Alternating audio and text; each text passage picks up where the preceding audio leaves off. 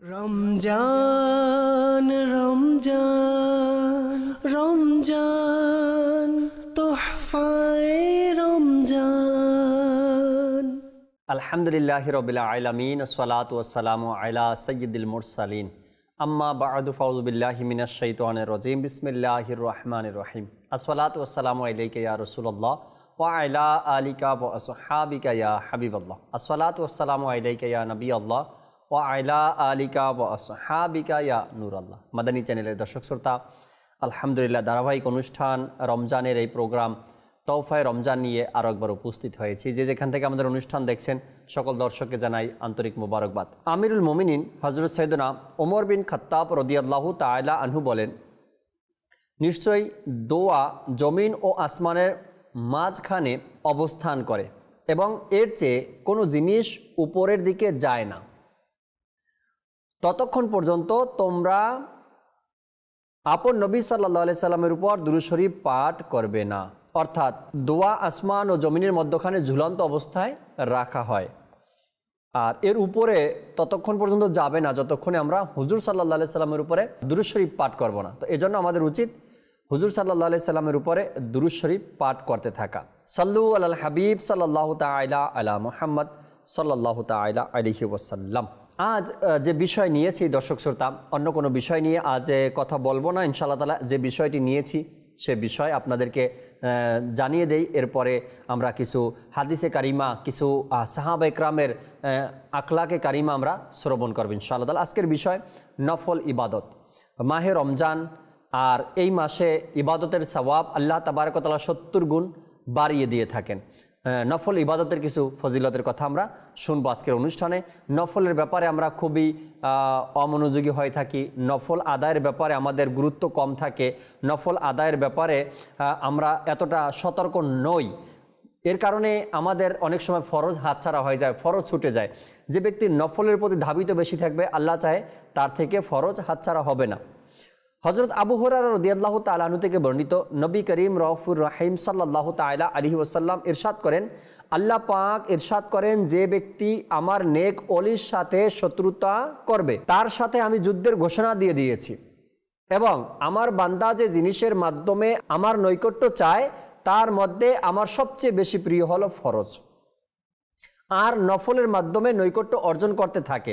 এক পর্যায়ে আমি তাকে আমার প্রিয় বানিয়ে নেই। যদি সে আমার নিকট চায় তবে তাকে অবশ্যই প্রদান করব, আর আশ্রয় প্রার্থনা করলে তবে তাকে আশ্রয় অবশ্যই প্রদান করব। এটা আল্লাহ তাবারক ওয়া তাআলার হুকুম যে ফরজের পরে নফল ইবাদতকারী আল্লাহ তাবারক ওয়া তাআলার বেশি প্রিয় হয়ে থাকেন। এরপরে মুসলিম শরীফের 591 পৃষ্ঠার মধ্যে বর্ণিত রয়েছে দর্শক শ্রোতা, রাতে এশারের নামাজের পর যে নফল পড়া হয় তাকে সালাতুল লাইল বলা হয়। রাতের নামাজ, রাতের নামাজ কাকে বলা হয়? রাতের নামাজ বাংলায় বলি আমরা, আর সালাতুল লাইল এটাকে আরবিতে বলি আমরা। তো এই সালাতুল লাইল বলি বা রাতের নামাজ বলি, এ সম্পর্কে বলা হয়েছে রাতে এশারের নামাজের পর যেই নফল পড়া হয় তাকে সালাতুল লাইল বলা হয়। রাতে নফল নামাজ আদায় করা দিনের নফল নামাজ আদায় করার চেয়ে উত্তম। যেমনটি মুসলিম শরীফে বর্ণিত রয়েছেন, প্রিয় নবী সাল্লাল্লাহু তাআলা আলাইহি ওয়াসাল্লাম ইরশাদ করেছেন, ফরজের পর উত্তম নামাজ হলো রাতের নামাজ। সালাতুল লাইল যে রয়েছে, সালাতুল লাইলের এক প্রকার হলো তাহাজ্জুদ নামাজ। রাতের নামাজ, রাতের ইবাদত, রাতের নামাজের মধ্যে এক প্রকার হলো তাহাজ্জুদ। কেননা ইশারের পর ঘুম থেকে উঠলো এবং নফল পড়লো, ঘুমানোর পূর্বে যা কিছু পড়লো তা তাহাজ্জুদ নয়। তাহাজ্জুদ কমপক্ষে 2 রাকাত, আর রাসূল পাক সাল্লাল্লাহু আলাইহি সাল্লাম থেকে 8 রাকাত পর্যন্ত প্রমাণিত। এখানে একটি বিষয় দর্শক শ্রোতা, ইশারের নামাজের পর আপনি ঘুমাবেন, ঘুম থেকে উঠে যে নামাজ নফল নামাজ আদায় করবেন সেটা হলো তাহাজ্জুদ।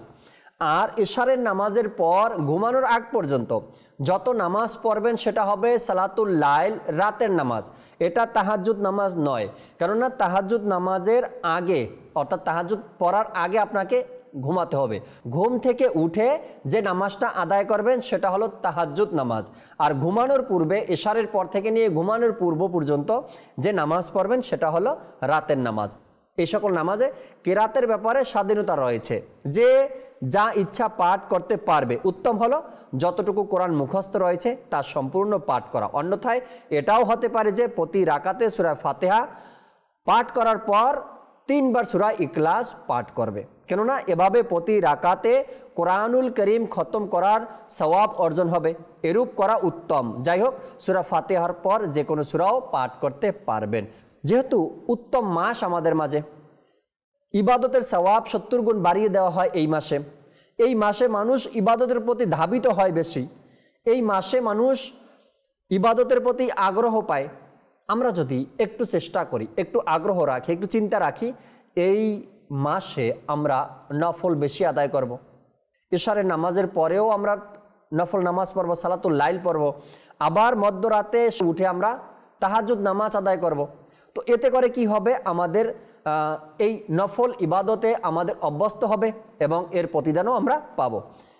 তিরমিজি শরীফের মধ্যে বর্ণিত রয়েছে, আমিরুল মুমিনিন হজরত আলী রাদিয়াল্লাহু তাআলা আনহু থেকে বর্ণিত, রসুলে পাক সাহিবে লাউলাক সাহিবে আকলাক সাল্লাল্লাহু তাআলা আলাইহি ওয়াসাল্লাম ইরশাদ করেন, জান্নাতে এমন বালাখানা রয়েছে যার বাহির থেকে ভিতর দেখা যাবে আর ভিতর থেকে বাহির দেখা যাবে।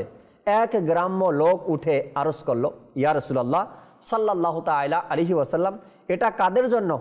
প্রিয় নবী রসুলে আরবি হুজুরপুর নূর সাল্লাল্লাহু তাআলা আলাইহি ওয়াসাল্লাম জান্নাতের সুসংবাদ দিতে গিয়ে ইরশাদ করলেন, এটা তাদের জন্য যারা নম্রভাবে কথা বলে, খাবার খাওয়ায়, লাগাতার রোজা রাখে এবং রাতে উঠে আল্লাহ পাকের সন্তুষ্টির জন্য নামাজ পড়ে যখন মানুষ ঘুমিয়ে পড়ে। সুবহানাল্লাহ। এই কয়েক ধরনের ব্যক্তির জান্নাতের নমুনা নিদর্শন বয়ান করতে গিয়ে আমার নবী বলেন যে এমন এমন নিয়ামত রাজি তাদের জন্য বালাখানা রয়েছে যার ভিতর থেকে বাহির দেখা যায়, বাহির থেকে ভিতর দেখা যায়। আর কারা পাবে এটা? যারা নম্র কথা বলে, অর্থাৎ নম্র ভাষায় কথা বলে, খাবার খাওয়ায়, লাগাতার রোজা রাখে এবং রাতে উঠে আল্লাহ পাকের সন্তুষ্টির জন্য নামাজ আদায় করে। হাকিমুল উম্মাত হযরত মুফতি আহমদ ইয়ার খান রাহমাতুল্লাহি তাআলা আলাইহি বলেন, সর্বদা রোজা রাখে ওই 5 দিন ব্যতীত যাতে রোজা হারাম, অর্থাৎ শাওয়ালের 1 তারিখ এবং জিলহজের 10 থেকে 13 তারিখ। এই হাদিস দ্বারা ওই লোকের জন্য দলিল যারা সর্বদা রোজা রাখেন। অনেকে বলেন এর অর্থ হলো প্রতি মাসে লাগাতার 3টি রোজা রাখা। আল্লাহ তাবারক ওয়া তাআলা আমাদেরকে বেশি বেশি নফল ইবাদত করার তৌফিক দান করুক। আরেকটি কিতাবের মধ্যে বর্ণিত রয়েছে, হজরত আজিজ বিন রাওয়াত রাহমাতুল্লাহি তাআলা আলাইহি রাতের ঘুমানোর জন্য নিজের বিছানায় আসতেন এবং তাতে হাত বুলিয়ে বলতেন, তুমি নরম, কিন্তু আল্লাহ পাকের শপথ জান্নাতে তোমার চেয়েও নরম বিছানা পাবো।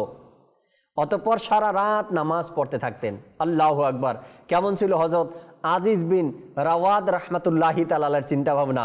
রাতে ঘুমানোর জন্য বিছানায় যেতেন আর নিজের বিছানায় এভাবে হাত বুলাতেন আর বলতেন, অবশ্যই তুমি নরম, কিন্তু আল্লাহ তাআলার শপথ জান্নাতে তোমার চেয়েও নরম বিছানা পাবো। সুবহানাল্লাহ, সুবহানাল্লাহ। আর এটা বলে তিনি ইবাদতে লেগে যেতেন। আরও বর্ণিত রয়েছে, প্রসিদ্ধ সাহাবী হযরত আব্দুল্লাহ ইবনে মাসউদ রাদিয়াল্লাহু তাআলা আনহু যখন মানুষ ঘুমিয়ে পড়ার পর উঠে কিয়াম অর্থাৎ ইবাদত করতেন, তখন তার থেকে সকাল পর্যন্ত মৌমাছির ন্যায় ভন ভন শব্দ শোনা যেত। আল্লাহ আল্লাহ আল্লাহ আল্লাহ। নফল ইবাদতের ব্যাপারে আরও এসেছে, হজরত সিলহা বিন আশইয়াম রাহমাতুল্লাহি তাআলা আলাইহি সারা রাত নামাজ পড়তেন। যখন সেহরির সময় হতো তখন আল্লাহ পাকের দরবারে আরজ করতেন, ইয়া ইলাহি, আমার মতো লোক জান্নাত চাইতে পারে না, কিন্তু তুমি তোমার দয়ায় আমাকে জাহান্নাম থেকে আশ্রয় প্রদান করো। সুবহানাল্লাহ, সুবহানাল্লাহ। শোয়াইবুল ঈমান কিতাবের মধ্যে রয়েছে, হজরত রবি বিন খুসাইম রাহমাতুল্লাহি তাআলা আলাইহির ছেলে তাকে আরজ করলেন, আব্বাজান, এমন কি কারণ রয়েছে যে মানুষ ঘুমিয়ে পড়ে আর আপনি ঘুমান না? তখন বললেন, বৎস, তোমার পিতা হঠাৎ আসা আযাবকে ভয় করে, যা হঠাৎ আসে, এজন্য তিনি নামাজ পড়েন। এটা তার ছেলেকে বললেন। হযরত সাফওয়ান বিন সুলাইমান রাহমাতুল্লাহি তাআলা আলাইহির হাঁটু নামাজে অনেকক্ষণ দাঁড়িয়ে থাকার কারণে ফুলে গিয়েছিল। তিনি এত বেশি ইবাদত করতেন, যদি তাকে বলা হতো যে কাল কিয়ামত তবুও নিজের ইবাদতে আর বৃদ্ধি করতে পারতেন না, অর্থাৎ তার নিকট ইবাদত বৃদ্ধি করার জন্য সময় ছিল না।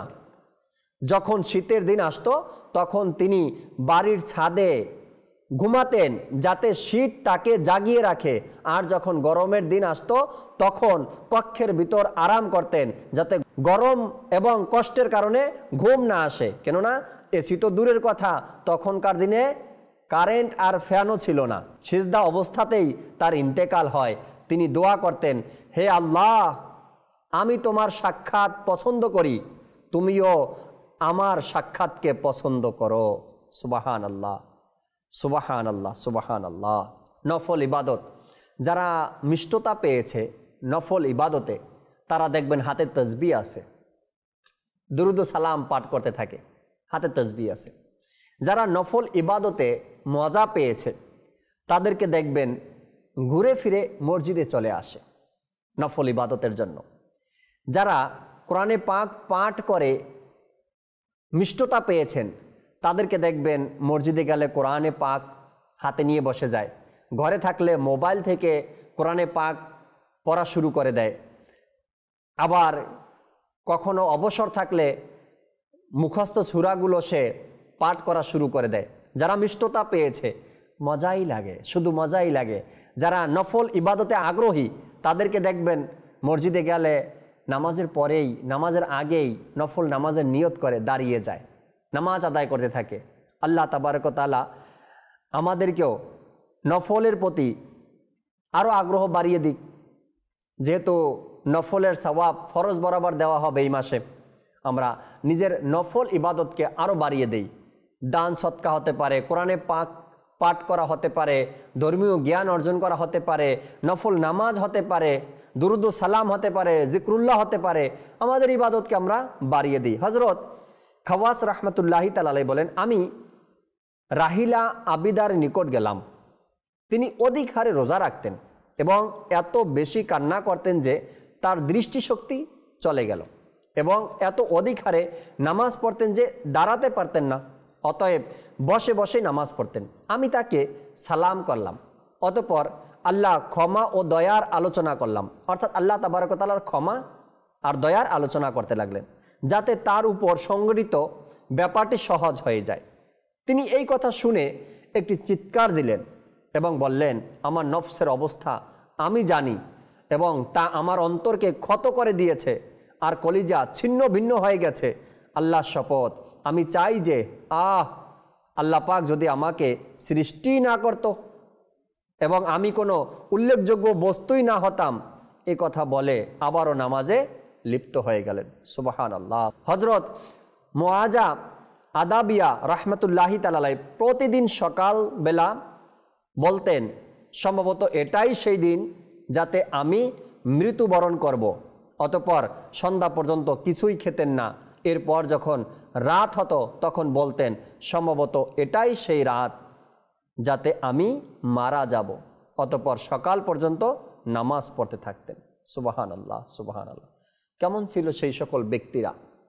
আজ যদি আমরা কেবলা শাইখে তরিকাত আমির আহলে সুন্নাত দামাত বারাকাতুহুল আলিয়াকে দেখি, রোজার ব্যাপারে, এরপরে নফল ইবাদতের ব্যাপারে, দান সৎকার ব্যাপারে যে উৎসাহ আমাদেরকে দিচ্ছেন তিনি, এবং সেও যে কাজগুলো করছেন অতুলনীয়, চিন্তার বাহিরে। আমরা যা ভাবি তার চাইতেও শতগুণ বেশি কেবলা শাইখে তরিকাত আমির আহলে সুন্নাত দামাত বারাকাতুহুল আলিয়ার ইবাদতের শখ, ইবাদতের ইচ্ছা, ইবাদতের আগ্রহ। আলহামদুলিল্লাহ। হযরত কাসেম বিন রাশিদ শেবানি রাহমাতুল্লাহি তাআলা আলাইহি বলেন, হযরত জামা রাহমাতুল্লাহি তাআলা আলাইহি মুহাসাবে অবস্থান করছিলেন, তার স্ত্রী ও কন্যারাও সাথে ছিল। তিনি রাহমাতুল্লাহি তাআলা আলাইহি রাতে উঠলেন এবং অনেকক্ষণ নামাজ পড়তে থাকেন। যখন সেহরির সময় হতো তখন উচ্চ আওয়াজে চিৎকার করতে লাগলেন, হে রাতে শিবিরে অবস্থানকারী কাফেলার মুসাফিররা, সারা রাত কি ঘুমিয়ে থাকবে? উঠে কি সফর করবে না? তখন লোকেরা দ্রুত উঠে গেল এবং কোথাও থেকে কান্নার আওয়াজ আসতে লাগলো আর কোথাও থেকে দোয়ার প্রার্থনা। একদিক থেকে কোরআনে পাকের পাঠ করার আওয়াজ শোনা গেল তো অপর দিক থেকে অজু করছিল। অতঃপর যখন সকাল হলো তখন তিনি উচ্চস্বরে ডাকলেন, লোকেরা সকালবেলা পথ চলাকে ভালো মনে করে। সুবহানাল্লাহ, সুবহানাল্লাহ। মাদানী চ্যানেলের দর্শক শ্রোতা, হযরত আনাস রাদিয়াল্লাহু তাআলা আনহু থেকে বর্ণিত, কিয়ামতের দিন রোজাদাররা কবর থেকে বের হবে, তখন তাদেরকে রোজা ঘ্রাণের কারণে চেনা যাবে, অর্থাৎ রোজা রাখার কারণে যে ঘ্রাণ সৃষ্টি হয় তার কারণে চেনা যাবে। তাদের জন্য দস্তারখানা এবং পানির পাত্র রাখা হবে যাতে মুশকের মোহর হবে। তাদেরকে বলা হবে, খাও, কেননা রোজা রাখার কারণে দুনিয়ায় তোমরা ক্ষুধার্ত ছিলে। পান করো, কেননা রোজা রাখার কারণে দুনিয়ায় তোমরা পিপাসার্ত ছিলে। আরাম করো, কেননা রোজা রাখার কারণে দুনিয়ায় তোমরা ক্লান্ত ছিলে। বাস তারা খাবে এবং পান করবে, অথচ তখন লোকেরা হিসাবের কষ্ট এবং পিপাসায় লিপ্ত থাকবে। সুবহানাল্লাহ, সুবহানাল্লাহ। হযরত উম্মে আম্মার রাহমাতুল্লাহি তাআলা আলাইহা বলেন, প্রিয় নবী রাসূলে আরবি হুজুরপুর নূর সাল্লাল্লাহু তাআলা আলাইহি সাল্লাম আমার নিকট তাশরিফ নিয়ে আসেন। তখন আমি তার বরকতময় খিদমতে খাবার উপস্থাপন করলাম। তখন তিনি সাল্লাল্লাহু তাআলা আলাইহি সাল্লাম ইরশাদ করলেন, তুমিও খাও। আমি আরজ করলাম, আমি রোজাদার। তখন রসুলে পাক সাহিবে লাউলাক সাল্লাল্লাহু তাআলা আলাইহি সাল্লাম ইরশাদ করেন, যতক্ষণ রোজাদারের সামনে খাবার খাওয়া হয় ফেরেশতারা তার রোজাদারের জন্য মাগফিরাতের দোয়া করতে থাকেন। সুবহানাল্লাহ। হযরত বিলাল রাদিয়াল্লাহু তাআলা আনহু রসুলে পাক সাল্লাল্লাহু আলাইহি সাল্লামের খিদমতে উপস্থিত হলেন। তখন প্রিয় নবী রসুল আরবি সাল্লাল্লাহু আলাইহি সাল্লাম নাস্তা করতেছিলেন। ইরশাদ করলেন, হে বিলাল, নাস্তা করো। আরজ করলেন, ইয়া রাসূলুল্লাহ সাল্লাল্লাহু আলাইহি সাল্লাম, আমি রোজাদার। তখন হুজুর সাল্লাল্লাহু আলাইহি সাল্লাম ইরশাদ করলেন, আমরা আমাদের রুজি খাচ্ছি আর বিলালের রিজিক জান্নাতে বৃদ্ধি পাচ্ছে।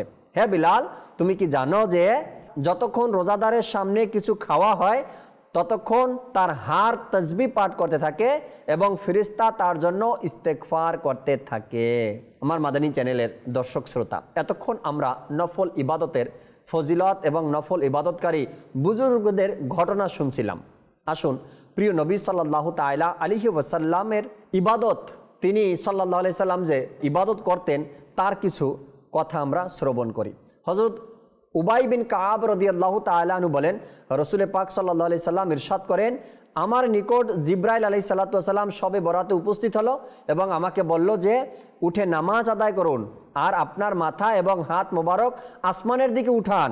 আমি জিজ্ঞাসা করলাম, হে জিব্রাইল, এটা কোন রাত? আরজ করলো, ইয়া মুহাম্মদ সাল্লাল্লাহু তাআলা আলাইহি সাল্লাম, এটি সেই রাত যাতে আসমান এবং রহমতের 300টি দরজা খুলে দেয়া হয়। আল্লাহ পাকের সাথে শিরককারী, পরস্পরের সাথে ক্ষোভ ও বিদ্বেষ পোষণকারী, মদ্যপায়ী এবং অপকর্মকারী ব্যতীত সকলকে আল্লাহ তাআলা ক্ষমা করে দেন।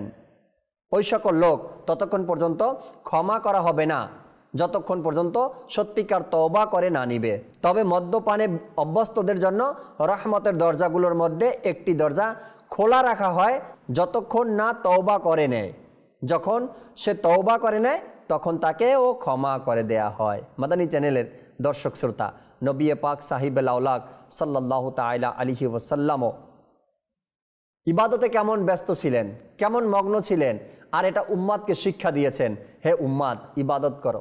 আমরা যখনই এমন কথাগুলো শুনি, সওয়াবের কথা, ফজিলতের কথা, জান্নাতের কথা, জান্নাতের নাজ নিয়ামতের কথা, ক্ষমার কথা, মুক্তির কথা, ফজিলতের কথা, তখন আমরা একেবারে মনে হয় এখন থেকেই আমি ইনশাআল্লাহ তাআলা প্রতিদিন প্রতি রাতে 100 রাকাত করে নফল নামাজ পড়ে নিব।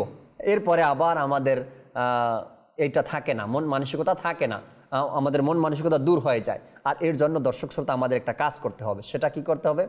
আমাদেরকে পরিবেশটা গ্রহণ করে নিতে হবে, সঙ্গটা গ্রহণ করে নিতে হবে। যারা তাহাজ্জুদ পড়ে, আমি যদি তাহাজ্জুদ গুজারিদের সাথে থাকতে পারি, আল্লাহ তাআলা যদি চায়, আল্লাহ তাআলার যদি দয়া হয়, তবে আমিও তাহাজ্জুদ পড়া শুরু করতে পারবো। আমি যদি নফল রোজা যারা রাখেন তাদের সঙ্গে থাকতে পারি, তবে আল্লাহ তাআলার দয়ায় আমার মধ্যেও একদিন না একদিন নফল রোজা রাখার সেই মন মানসিকতা তৈরি হবে। যারা দুরূদ ও সালাম পাঠ করে, যদি তাদের সাথে থাকি, আমার মধ্যে সেই অভ্যাস চলে আসবে। একটা উদাহরণ যদি দেই আমি, হয়তো আপনারা বুঝতে পারবেন। মাদানী চ্যানেল বা দাওয়াত ইসলামী আসার পরে মানুষের মধ্যে একটা শব্দ আমরা শুনতে পাই, সাল্লু আলাল হাবিব সাল্লাল্লাহু তাআলা আলা মুহাম্মদ। আর এটা দাওয়াত ইসলামীর প্রতিষ্ঠাতা কেবলা শাইখে তরিকাত আমির আহলে সুন্নাত যখন নিজে শুরু করেছেন, মানুষকে শোনাতে লাগলেন, বলতে লাগলেন, আজ পুরো পৃথিবীতে মকবুলে আম একটি শব্দ, সাল্লু আলাল হাবিব সাল্লাল্লাহু তাআলা আলা মুহাম্মদ, অর্থাৎ আল্লাহর হাবিবের উপর দুরূদ শরীফ পাঠ করো। তখন সব মানুষ যারা উপস্থিত থাকে সবাই দুরূদ শরীফ পাঠ করা শুরু করে দেয়। তো এটা পরিবেশের কারণে হয়। যখন আমরা এমন ব্যক্তিদের সাথে থাকি আমাদের মধ্যে দুরূদ শরীফ পাঠ করার এক ইচ্ছা বা মন মানসিকতা তৈরি হয়। তো আমাদের উচিত এই নফল ইবাদত, নফল রোজা, দান সদকা, দুরুদ ও সালাম, জিক্রুল্লাহ, এটার যদি অভ্যস্ত আমরা করতে চাই, নিজেকে যদি অভ্যাসে পরিণত করতে চাই, তবে এমন একটা পরিবেশ দরকার আমাদের। আলহামদুলিল্লাহ সেই পরিবেশ দাওয়াত ইসলামী আমাদেরকে দিচ্ছে। রমজান মাস হোক বা শাওয়াল মাস হোক, জিলকদ হোক বা জিল হজ হোক, রবিউল আউয়াল হোক বা রবিউল সানি হোক, যে মাস হোক না কেন আমরা দাওয়াত ইসলামীর পরিবেশের সাথে থাকি। আল্লাহ চাই ইনশাআল্লাহ তাআলা নফল ইবাদত, রোজা, নফল রোজা, নফল ইবাদতের যে একটা সংখ্যা রয়েছে, নফল ইবাদতগুলো রয়েছে, এগুলোর মধ্যে আমরা অভ্যস্ত হয়ে যাব। আল্লাহ তাবারক ওয়া তাআলা আমাদেরকে ফরজের পাশাপাশি বেশি বেশি নফল ইবাদত করার তৌফিক দান করুক। আমিন বিজাহিন নবিল আমিন সাল্লাল্লাহু তাআলা আলাইহি ওয়াসাল্লাম। দর্শক, আগামী পর্বে আবারও নতুন একটি বিষয় নিয়েছি আমরা আলোচনা করার জন্য।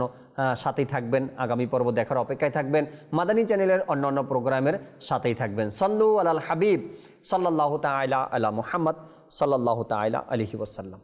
রমজান রমজান রমজান তোহফায়ে